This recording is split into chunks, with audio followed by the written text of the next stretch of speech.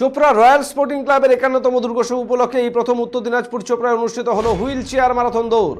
এদিনের wheel chair marathon দৌড় Sufalganj primary school থেকে শুরু হয়ে চোপড়া থানা মাঠে শেষ হয়। এই ম্যারাথন দৌড়ে প্রথম হন ঘাটালের অপূর্ব সামন্ত, দ্বিতীয় হন হাওড়ার প্রীতম মেধা ও তৃতীয় হন কার্শিয়াঙ্গের সুরেন প্রধান। তাদের প্রত্যেককে স্মারক দিয়ে সম্মানিত করা হয়। এদিন এই ম্যারাথন দৌড় দেখতে রাস্তা দুধারে দাঁড়িয়ে অসংখ্য মানুষ হাততালি দিয়ে ম্যারাথন দৌড়ে অংশগ্রহণকারীদের উৎসাহ প্রদান করেন।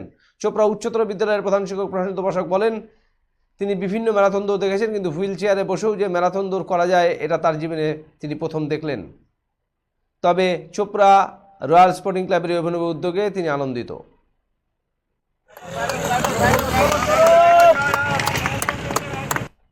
হ্যাপি, তার কারণ প্রথম হয়েছি, আর দ্বিতীয় কথা হচ্ছে এখানে ম্যারাথন করতে এসেছি, খুবই ভালো লাগছে।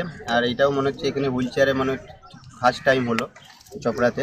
তো আমি চাই আগামী দিনে আরও বড় করে হোক, আরও এখানকারও যে আশপাশে অনেক মানুষজন আছে যারা হুইল চেয়ার, এবং তারাও এই ভিডিওগুলো দেখুক, তাদেরও মনের এটা বাড়ার ইচ্ছাটা।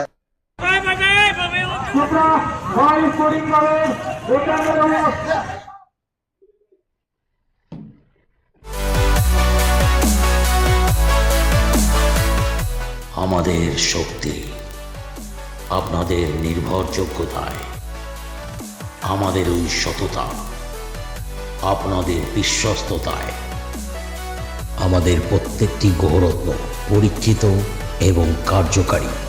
স্বর্ণ শিল্পের শিল্পী Dutta jewellers, PS road, hotel BD building, Cooch Behar.